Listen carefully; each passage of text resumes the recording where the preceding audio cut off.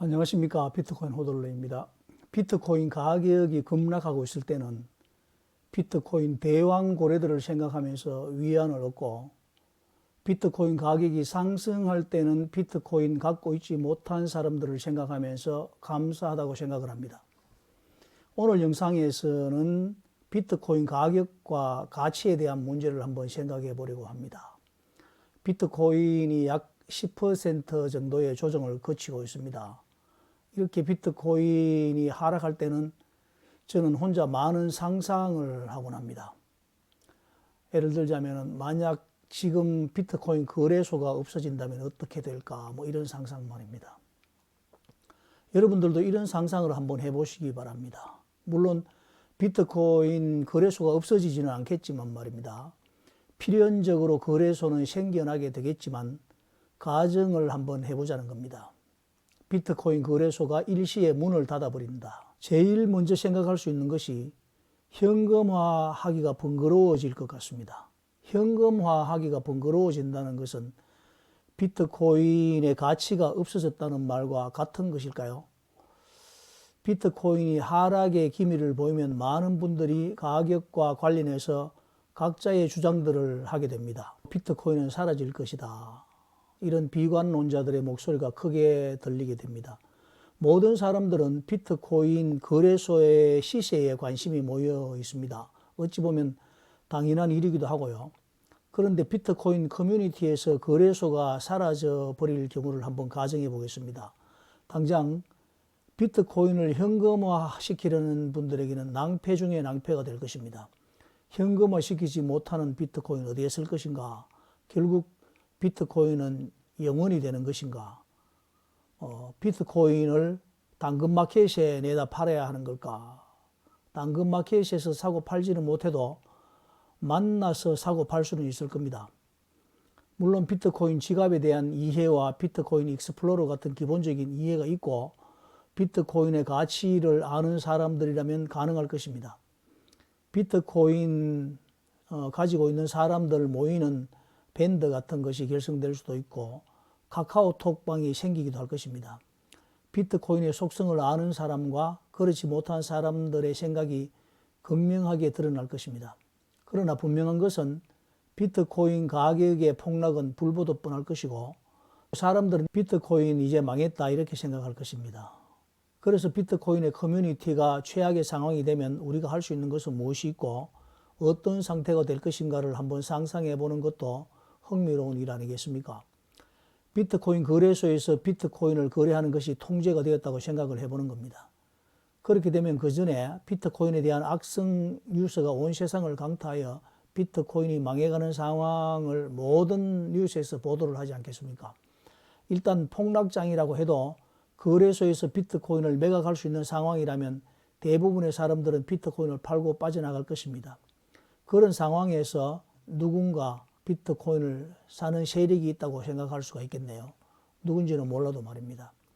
누군지는 몰라도 비트코인을 파는 사람이 있다는 것은 사는 사람이 있을 것이고 이렇게 비트코인 가격은 1달러까지 떨어졌다고 가정을 하고 조금 진정을 한 다음에 비트코인이 처음 세상에 나왔을 때로 돌아가 보는 겁니다. 비트코인은 그냥 사라져 버릴 것인가? 저는 그렇게 되지 않을 것 같다는 생각이 강하게 든다는 말입니다. 그것이 바로 비트코인의 생명력이기도 한데 비트코인의 기능이라는 것이 참으로 매력적인 면이 있거든요. 이쯤 되면은 비트코인 단기 투자 트레이드 관점으로만 생각하시는 분들은 무슨 말 하고 있느냐 하면서 나가셔야 됩니다. 지금부터는 저의 상상력의 영역이라서 이 내용이 얼마나 신뢰할 만한지도 저는 알 수가 없습니다.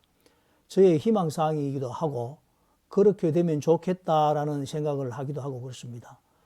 정확하지는 않은데 2013년쯤인가 제 사무실 PC에 저장되어 있던 사진 자료와 원고 내용 등이 열리지도 않고 완전 먹통이 되어버린 황당한 일이 있었는데 그 당시 큰맹 수준의 제게 그 원인을 알려주는 정보로서는 그것이 랜섬웨어라는 것인데 컴퓨터 시스템을 감염시켜 놓고 접근을 못하게 한 다음에 그 몸값을 요구하는 악성 프로그램이라는 것 정도였죠. 치료하려면 무슨 암호화폐 같은 걸 지불해야 한다고 했는데 랜섬웨어라는 것도 생소하지만 복구하는데 지불하는 비용도 더 생소해서 그냥 컴퓨터 한 대 새로 사고 말았던 기억이 있습니다. 나중에 알고 보니 랜섬웨어를 복구하기 위해서 비트코인을 요구하고 있다는 것을 알았는데, 비트코인이 뭐길래 멀쩡한 불특정한 다수를 대상으로 컴퓨터를 망가뜨려 놓고 복구해 줄 테니 비트코인을 보내라고 하는가. 수수께끼 같은 일 아닙니까? 비트코인을 어디서 구해야 하는지, 얼마를 주고 구해야 하는지, 요구하는 비트코인을 사는데 원화로 얼마가 필요한지 아무 정보도 없는 저로서는 거의 미칠 지경이 아니었겠습니까? 그러나 그때 벌써 비트코인이라는 것이 세상에 나와서 아는 사람은 알고 비트코인을 모으고 비트코인의 가격을 형성시켜가는 그런 과정에서 일어나는 필연적인 일들이었다는 것을 깨닫게 될 때쯤에는 비트코인의 생명력이라는 것에 대해서 최초로 깊은 생각을 하게 되었는데, 이것은 우리가 원하는 일과 아무런 상관이 없고 악하고 선한 문제와도 연결시킬 수 없는, 미워도 어쩔 수 없고 불의하다고 소리쳐도 소용이 없는 현상이라는 것을 감지하게 되었다는 말입니다. 혹자는 이것이 북한의 소행이라고 하기도 했고 러시아에서 이런 짓을 한다고 하기도 했습니다. 그러나 내가 확인할 수 있는 것은 아무것도 없었습니다. 세상에 빌런, 즉 악당들이 이런 비트코인을 긁어 모은다는 느낌이 들었지만, 한편에서는 그런 비트코인을 사고 파는 거래소도 생겨났다는 말입니다. 모든 것이 납득이 되지 않지만 비트코인은 죽지 않고 점점 성장을 해갑니다. 온갖 비난과 소극적인 뉴스들이 쏟아져 나와도 독버섯 마냥 바퀴벌레처럼 비트코인은 확산되어 갔다는 말입니다. 죽이지 못할 바에야 받아들이자. 비트코인을 인정하고 싶지 않지만 어쩔 수 없다는 목소리가 들려오기 시작했습니다. 어찌되었건 비트코인은 15년 동안 영원이었던 가격에서 달러 기준으로 개당 10만 달러라는 가격이 되었습니다. 여기에는 어떤 배후 세력이 있지도 않습니다. 가격을 폭등시키기 위한 어떤 공작도 펼치지 않았습니다. 비트코인을 죽이려는 수백 번의 시도가 있었지만 비트코인은 지금의 모습입니다. 저는 가격에 대해서 할 말이 없습니다. 비트코인 거래소가 없어지면 비트코인의 가격은 형편없이 추락을 할 수 있을 것입니다. 그 과정에서 수많은 사람들의 재산이 날아가기도 하고 일확천금을 거머쥔 사람이 생겨나기도 할 것입니다. 결국 비트코인은 어떤 길을 갈 것인가?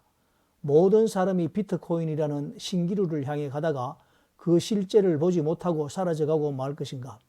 그리고 나서 비트코인은 누구의 손안으로 들어갔는가? 지금 비트코인을 가지고 있는 자는 누구란 말인가? 그들은 비트코인을 영원히 소멸시켜 버릴 것인가? 어느 정의로운 집단이 비트코인을 다 끌고 모아서 쓰레기통으로 던져버릴 수는 있을까?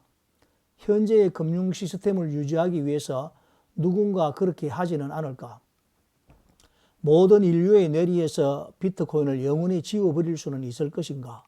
기억도 할 수 없이 비트코인을 지워버릴 수 있을까?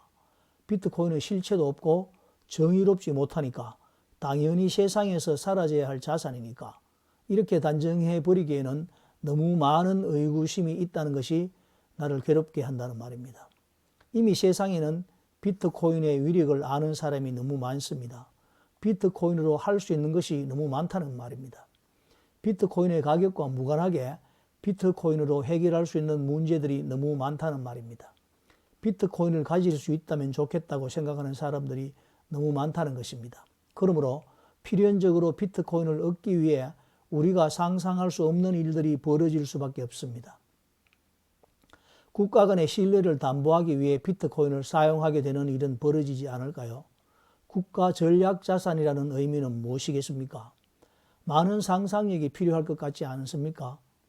지금 비트코인을 만지고 있는 사람들은 4년 주기로 상승과 하락의 사이클을 말하고 있습니다. 그러나 비트코인은 우리의 예측을 뛰어넘는 창조적 파괴와 파괴적 혁신의 자산입니다. 비트코인이 이러한 혁신적인 자산의 길을 가게 된다면 전 세계 금융 시스템에서 인정을 받는 새로운 도약을 하게 된다면 비트코인은 우리의 손에서 떠나버릴 수도 있습니다. 비트코인의 가격 폭락이 공포스럽게 느껴지십니까? 저는 이럴 때마다 마이클 세일러를 생각합니다. 물론 현금을 더 많이 가지지 못해 아쉬운 마음은 어쩔 수가 없습니다. 오늘 2024년 12월 20일 오후 6시 17분에 현금 보유 자산 중 50%를 비트코인으로 매수했습니다. 거래 단가는 1억 4,293만 6천 원입니다. 600만 원 정도 매수했습니다. 이런 불경기에 비트코인 매수할 수 있는 현금이 있는 것도 참 행복합니다. 비트코인 가격이 하락하는 것은 정말이지 무섭지 않습니다. 왜냐하면 팔 계획이 없고 쉽게 팔 수도 없기 때문입니다. 비트코인 가격이 폭등할 때 오히려 불안합니다. 하락할 일만 남아있기 때문입니다. 왜 불안하냐고요? 무섭지 않다면서 왜 불안하냐고요? 저희 구독자님들이 제게 비트코인 가격 폭락한다고 악플 다실 것 같아서 불안하다는 말입니다. 비트코인 장기 보유를 결정하신 호들러님들, 비트코인 가격의 큰 조정을 즐기시고 구독 안 하신 분들은 구독도 좀 해주시고 좋아요, 알림 설정도 해주시기를 정중히 한번 부탁드리겠습니다. 단기 트레이드 하시는 분들은 저를 원망하셔도 할 말이 없습니다. 그러나 곧 다가올 비트코인 상승장에서 모든 것을 용서하고 격려해 주실 것을 믿습니다. 비트코인은 단기적인 가격 차트를 보면서 보유하기에는 너무 고통을 주는 자산입니다. 여러분들은 비트코인의 미래에 대한 확신이 있으십니까? 비트코인의 하락장에서 짜릿한 쾌감을 느끼시는가 말입니다. 트럼프가 비트코인 전략자산 채택하는 거 혹시 실패해도 비트코인 믿고 가실 수 있겠습니까? 다시 한 번만 생각해 보시기 바랍니다. 비트코인 투자 참 어렵습니다. 트럼프는 가도 비트코인은 남습니다. 사랑은 가고 옛날은 남는 것. 비트코인 호들이었습니다. 빰.